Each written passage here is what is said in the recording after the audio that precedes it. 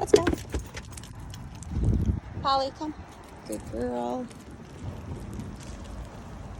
All right, we are no longer in the conditioning phase. We are no longer having to tap the button every single command we give or cue.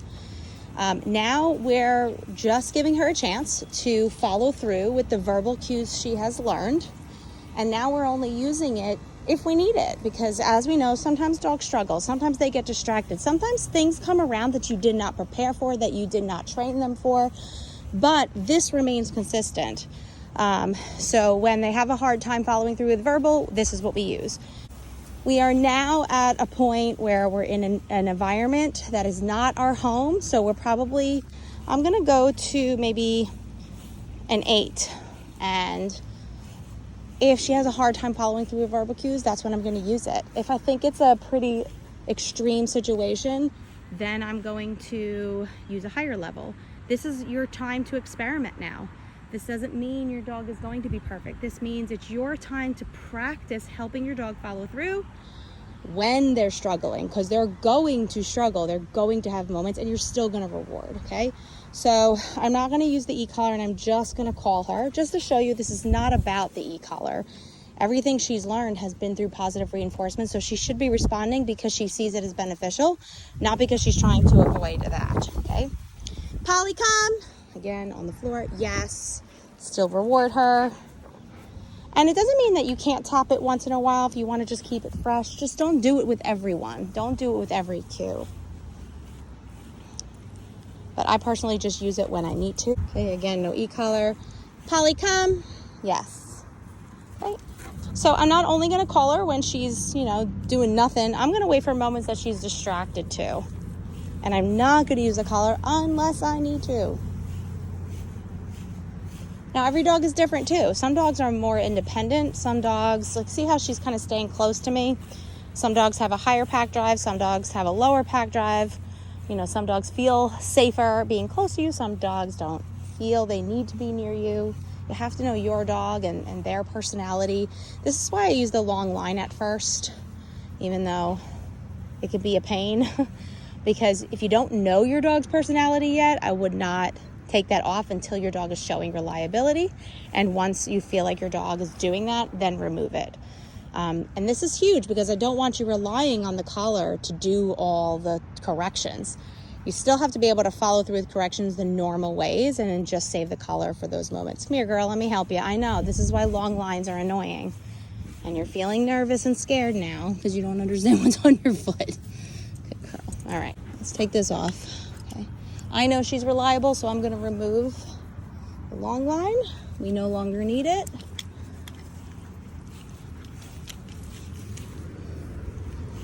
Mine was 50 feet. You don't need it that long. If, you want to just try a 20 foot, that's fine. It's pretty standard. I'll just leave that there for now. She's having a blast. I'm going to wait till she's distracted. Call her to me. Great job. And so just because she was responding well in front of my house doesn't mean she's going to respond well here. If people were to come, I have to make sure she doesn't run up to them. And that might not be something that we've really practiced, because every time we come here, it's pretty empty. This is a space where they're allowed to be off leash. It's in my neighborhood. We have permission, but people do come to that park. So I'm always very watchful that my dogs do not go up to people unless people are asking, to pet them, which of course you don't have to do. And I wouldn't let them pet her because she gets nervous. Polly, come. Yes, barking at something, so I'm going to recall her away. Yeah, good girl. Again, no e-collar right now. We're really working on her ability to follow through with cues, and if she can't, then we use that as an assistance. What are you doing, girl? Get down here. Get down here. There's your go, baby. Go play. Run. Have a blast. Good girl.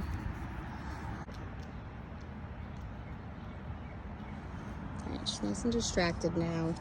Not going to press anything. Polly, come. Right here. Yes. Good job. So that's an example. She didn't respond within a second or two. We tapped. That was not a punishment though, and level 8 is not a correction. It's just a tap on the shoulder. A level 20 in this environment might have been more of a correction, but not super painful, but maybe enough to want to avoid it. This isn't a level that she'd want to avoid. She would easily be able to ignore that at a level 8. Okay, so since sniffing is hard for her to recall away from, we're going to practice again. Okay, you'll see me press it if I need to. Polly, come. Yes, didn't need to there. And that's the beauty behind the e-collar too, is it gives you the confidence to let your dog off leash so you can practice these skills. You know, a lot of people don't want to let their dogs off leash because they're too scared. So this gives you the confidence that you have that backup just in case. Good girl. And this is pretty much it. So while I say this is it, it's really not it. This is just what you're going to be doing for the rest of your dog's life. You're going to take them to new environments, and you're always going to be watchful. You're always going to be practicing. You're still going to recall them once in a while. Don't just recall them to take them away from something fun to leave. Still practice recalling without the e-collar. Sometimes you can use the e-collar if you need to or want to. But really, it's at a point now where you shouldn't need it. You should just be using it during those emergency situations or those moments they just need a little extra assistance. And you'll have to figure out what are the best levels for each environment and each situation. So let's see how she would respond to me just pressing an 8.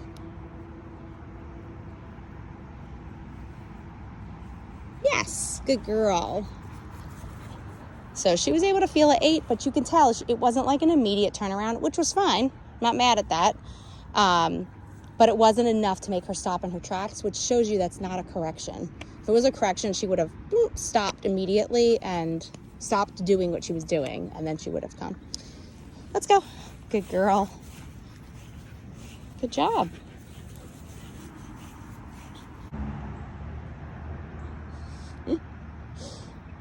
What is that, huh?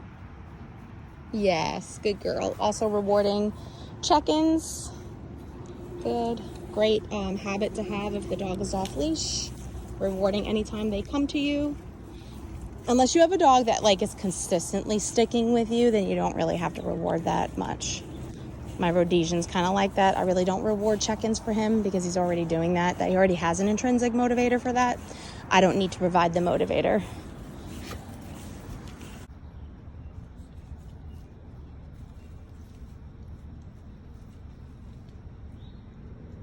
Here's where I might offer correction if she tries to go further. No.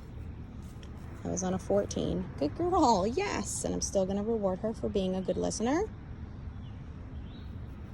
Good. Okay, let's go.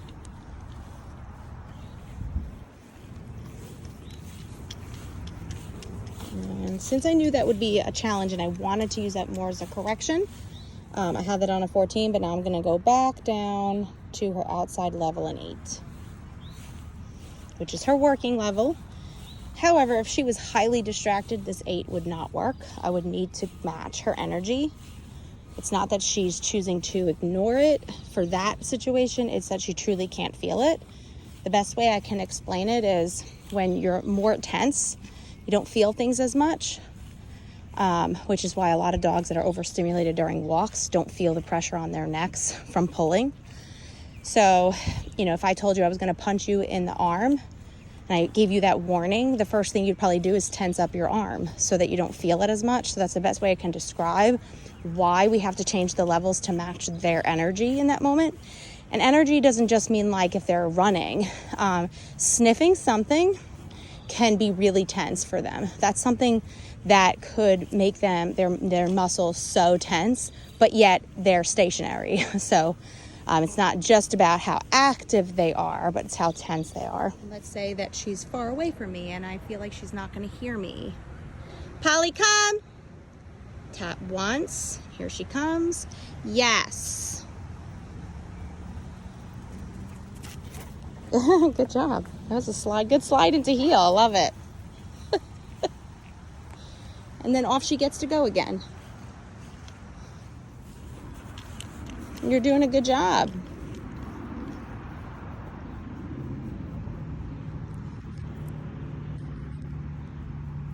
Another check-in. Yes.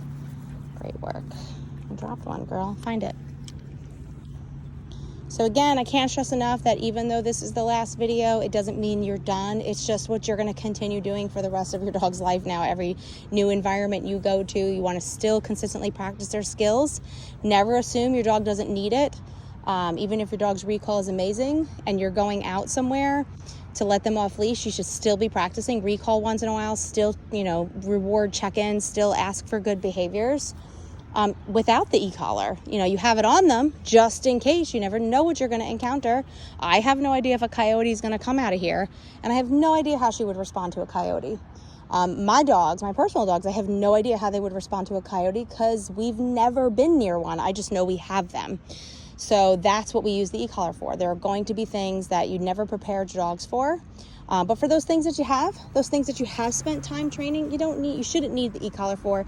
If you find that your dog only listens when you're using the e-collar, that means you're not incorporating enough positive reinforcement, that you're not helping the dog see those cues as something positive. And now they're strictly working off of the motivation of avoiding the stim from the e-collar, which is what you really don't want. So go back to training and practicing using rewards.